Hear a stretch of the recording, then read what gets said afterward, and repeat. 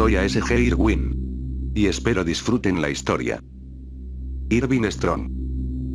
No siempre las cosas son como se desean. No siempre las cosas son como parecen. Basta con abrir los ojos a nuestro entorno, para observar que cada instante alguna criatura perece.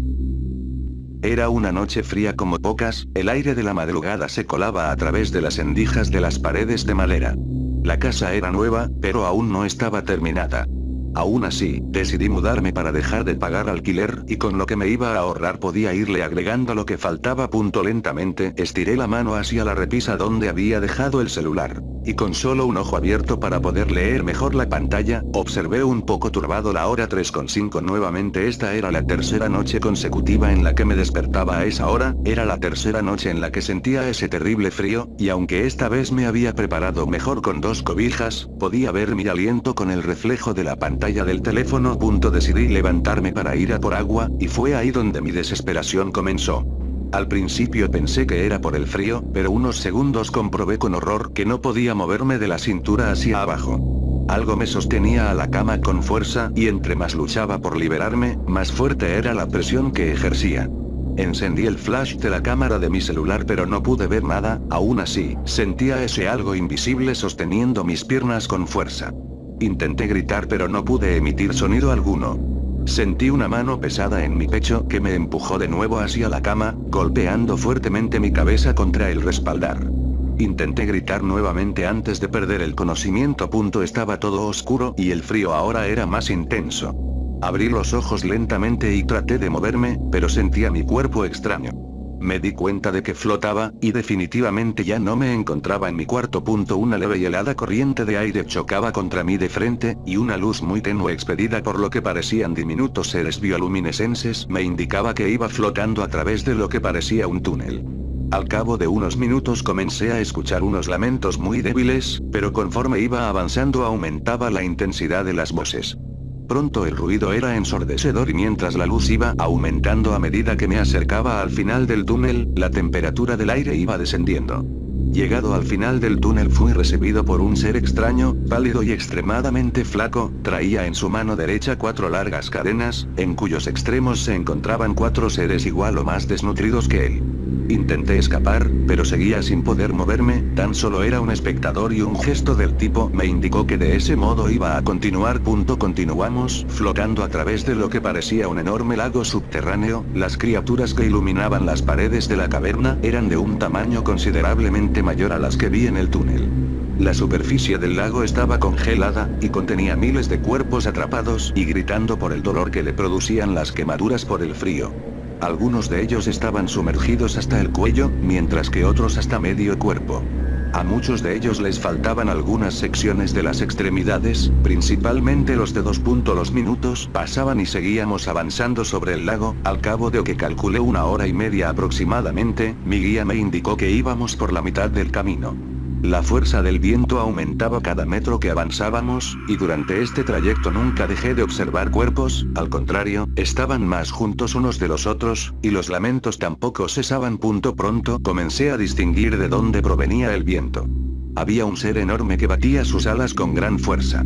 Tenía también congelada la mitad del cuerpo, y aún así, su tamaño era descomunal y un recuerdo de las historias de Lovecraft vino a mi mente. Extrañamente, al contrario de los millones de desgraciados ahí atrapados, este ser no tenía forma humana. Todo el lugar se me hacía conocido, pero no sabía por qué. Descendimos lentamente hasta donde la criatura, la cual poseía 3 deformes fauces y en cada una de ellas un cuerpo que no terminaba de masticar y se retorcía penosamente. Mis ojos y los de la bestia se encontraron, y su mirada en lugar de transmitir miedo, daba lástima. Pude comprender por sus gestos que no deseaba devorar a ninguno de esos hombres, y que solo era parte de un castigo compartido y él debía hacerlo porque así estaba decretado. Extendió hacia mí sus brazos lentamente, como solicitando ayuda, y con su dedo índice, señaló hacia el techo del enorme lago, casi alcanzando una de las enormes estalactitas que colgaban del techo. Tan cerca y tan lejos pensé. Fui tomado del brazo por el escuálido guía y comenzamos a flotar en dirección ascendente. Esta vez avanzábamos de forma más lenta, y noté que mi guía estaba realizando un gran esfuerzo por subir. Observé detenidamente los enormes gusanos que emitían la luz, y estos tenían rostro casi humano aunque deforme, con una larga boca llena de enormes dientes afilados. No podía verles los ojos, en su lugar tenían unas aberturas horizontales que constantemente supuraban un líquido oscuro.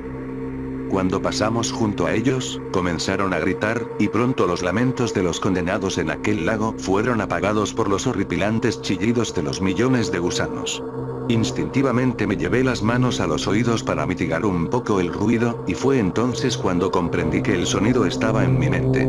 De pronto, los gusanos comenzaron a reventar, expidiendo el olor más nauseabundo que en mi vida había experimentado, impregnando todo de un líquido viscoso y dejando la totalidad del lago a oscuras. Un par de palabras en un dialecto extraño bastaron para que una pequeña bola incandescente apareciera e iluminara alrededor nuestro. Noté que mi guía avanzaba velozmente y con mucha más soltura que al principio. Pronto comenzamos a tomar velocidad y cuanto pensé que nos estrellaríamos contra el techo de la cueva, atravesamos la pared como si de una ilusión se tratase.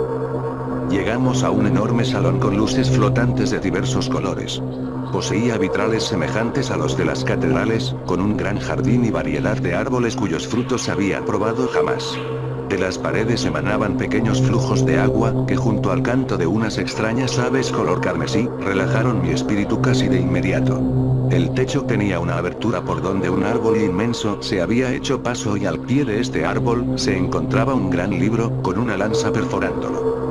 Observé a mi guía sentado en los restos de una columna y lo miré triste y pensativo. A estas alturas no había proferido palabra alguna, pero tampoco lo había necesitado. Me acerqué lentamente y con una voz triste y algo apagada comenzó a relatarme su historia. Dijo haberse llamado Urgolino, que fue condenado por traición y encerrado en una torre junto con sus 3 hijos, sin agua ni comida hasta que murieran de hambre. Relató cómo uno a uno fueron muriendo y él, renunciando a morir, los fue devorando hasta morir él también producto de una infección por la descomposición de la carne. Desde ese tiempo, había estado en esa cueva. Le pregunté el motivo de nuestra visita a ese hermoso salón, pero volvió a callar. Volteé de nuevo al árbol y me acerqué para revisar el libro y la lanza que lo atravesaba. Las páginas estaban en blanco y se veían viejas y amarillentas. Toqué la lanza para intentar removerla y poder seguir hojeando el libro, y al instante todo se silenció. No podía escuchar las aves, ni el sonido del agua, ni siquiera podía escuchar mi respiración. La solté y de nuevo todo cobró vida. Volví a tocarla y el silencio reinó de nuevo. Observé alrededor y noté que todo se veía borroso, y que aunque las cosas se movían, lo hacían muy lentamente, como si el tiempo se detuviera cuando posaba mi mano sobre el mango de la lanza. Tiré con fuerza de la lanza y escuché una voz fuerte que dijo: hecho está. Al instante, vi 3 hombres en un madero. Una ráfaga de viento comenzó a pasar las hojas del libro y el tiempo pareció avanzar muy rápidamente.